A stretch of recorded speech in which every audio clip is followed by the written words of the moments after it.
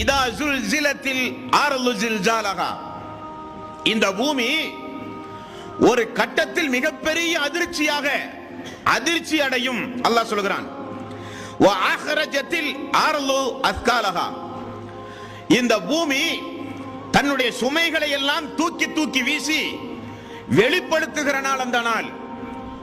வ காலல் இன்சானு மாலஹா, அந்த நாளில் மனிதன் இந்த பூமிக்கு என்னானது, ஏன் இப்படி அதிர்ச்சி ஆகிறது?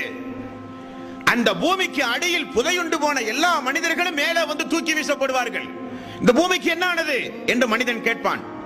பூமி பேசுகிறது, யௌமைதின் துஹத்திசு அக்பாரஹா, அது தன்னுடைய செய்தியை அறிவிக்கும் இறைவனுடைய கட்டளையின்படி பூமி பேசும் என்று அல்லாஹ் சொல்கிறான்.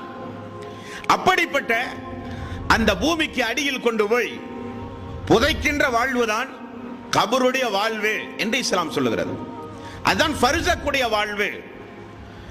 மனிதன் இந்த உலகத்தில் விடை பெற்று மரணித்து விட்டான் என்றால் அவனுக்கு அல்லாஹ்வின் புறத்திலே ஒரு வாழ்வு உண்டு. மறுமை நாளுக்கு முன்னதாக இயற்கையாக மரணித்து பூமிக்கடியில் தோண்டி புதைக்கக்கூடிய மனிதனாக இருந்தாலும் சரி, எரித்து சாம்பலாகி